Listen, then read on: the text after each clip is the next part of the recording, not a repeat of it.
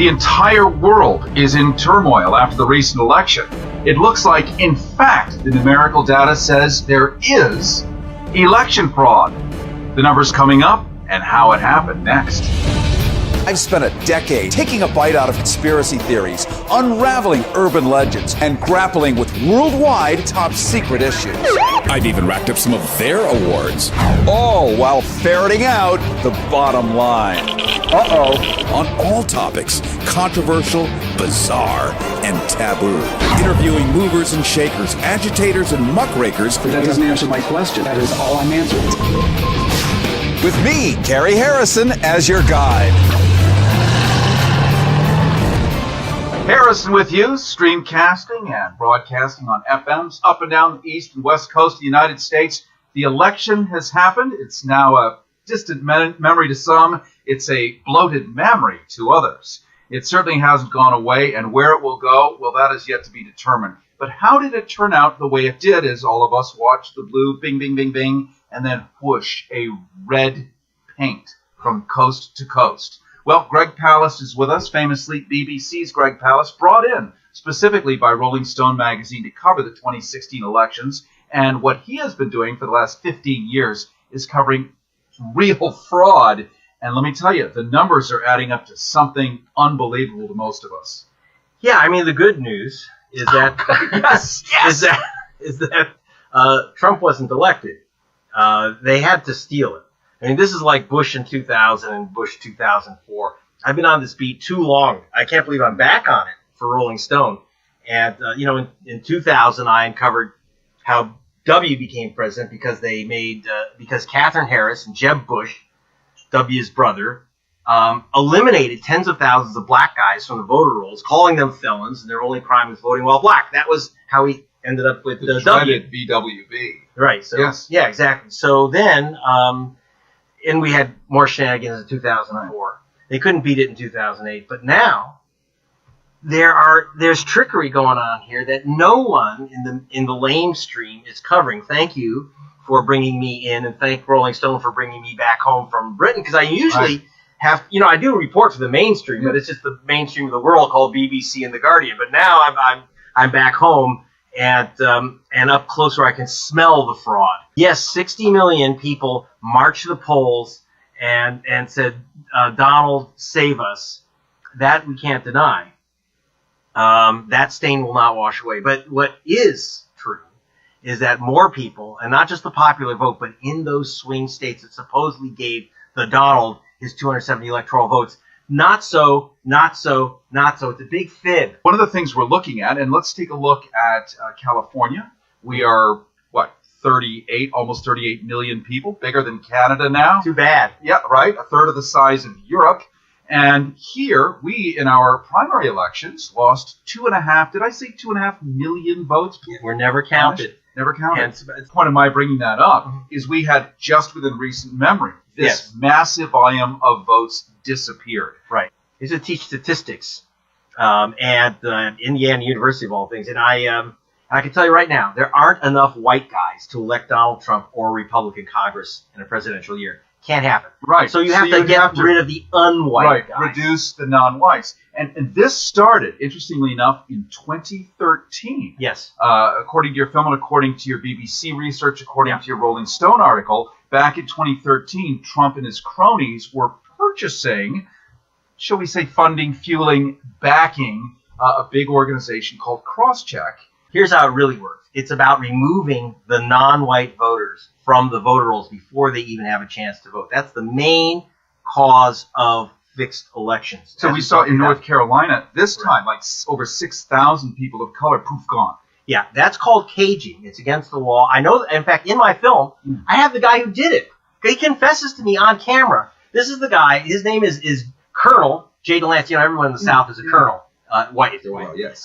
So the colonel, like Colonel Sanders. Right. Except this guy is not deep fried. He's for real. And the thing is, he would send out, caging is when you send out thousands of letters to black folk. And you write, do not forward. When the letters come back because they're not delivered for whatever reason, often urban, people have moved within a town or whatever. They're still legal voters, but they say these are illegal ghost voters. They don't exist, and they challenge their vote 2013 is important too, because that is the year that the U.S. Supreme Court cut the heart out of the Voting Rights Act. That was the 1965 act that Martin Luther King won, which said black people and any voter of color has a right to vote as much as a white person. It took till 1965. Then, in 13, by one vote, by a Republican, the 5 Republicans voted together to eliminate much of that law. And that was the open gun, so that this thing, cross-check, then was allowed to thrive. And I'm just going to jump in for a second, because it was that incident, that same Supreme Court, that also overturned Proposition 8. And I remember here in West Hollywood, we're in Hollywood right now, 10,000 people showed up to celebrate the fact that they could get married, gay marriage. But at the same time, black people couldn't vote by the tune of maybe some 10 million.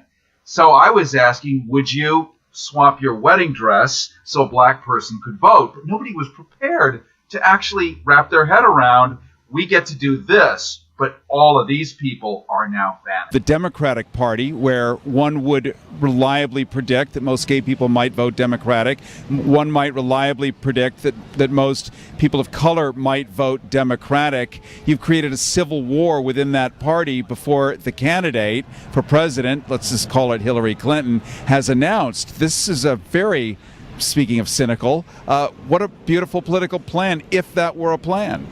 Well, I hadn't thought about that, but divide and conquer is the tried and true tool of the elite, and I do believe that we've found sort of an odd canceling out, haven't we? These two forces within the Democratic Party have sort of mitigated each other on back-to-back days, while simultaneously providing an incentive, frankly, to do violence to a certain extent. Now, of course, I'm completely opposed to that. But it's really troubling. Well, here's the problem, is that once you eliminate the black vote, once you eliminate student votes and progressive votes, everything goes now. We're going to have a 20-year reversal. So what happened with this cross-check business, once the Voting Rights Act was out of the way, this guy, Chris Kobach, who's now on the transition team, likely Homeland Security chief. Transitioning into a male or a female? He's transitioning. One never knows nowadays. Into one of Donald Duckling. These are criminals. You vote twice, you go to the can for 5 years. So when I asked the Republican state voting officials to give me those lists, who are these terrible people voting twice, they wouldn't give it to me. But I got them anyway, because I see the hat, I'm an investigative reporter. And actually, now they should arrest them because of felony crime, but they don't. Why? Because who's on the list? People like James Brown, David Lee, Jorge Rodriguez. You say, well, that's just common names, not for Republicans. Right. And so what happens is that, so for example, they have 288 guys named James Brown in Georgia. And they say those 288 guys voted in another state. How do they know that? Because they found guys named James Brown. Now they said, not hard to do. James Brown Jr. is supposed to be the same voter as James Brown Sr.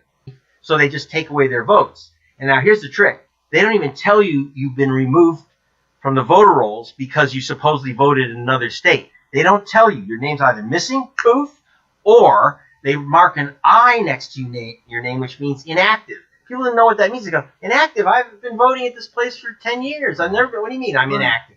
The number of people who lost their vote by cross-check, they're overwhelmingly minority, and it swamped his win in Michigan. Same thing in Arizona. Supposedly, the Donald won Arizona by 85,000 votes. This is a state with a massive minority population. North Carolina. 177,000, and the cross-check purged over 500,000, 589,393. And just to reset, cross-check is a company that Donald Trump, since 2013, and others have been running money through. A lot of these GOP guys. These rich guys. And it's run by this guy, Chris Kobach, who is the guy that wrote the Driving While Brown Law, SB 1070. This is the guy that told... Famously in Arizona. Yeah, this is the guy who told Donald Trump to build a wall and make Mexico pay for it. And by the way, he's going to be in charge of immigration now under the president. But in order to get to that job, he had to steal enough votes to make the Donald president. Thank you so much, Greg, for coming on today. Thank you for bringing forth the light, for revealing these extraordinary monkey shines, the grimness. You can go online, you can find the best democracy money can buy. You can Google it, and gregpalast.com, gregpalast.com is probably the best go-to place to find everything you need to know about this right now. So thank you, my friend. Okay. Happy inauguration.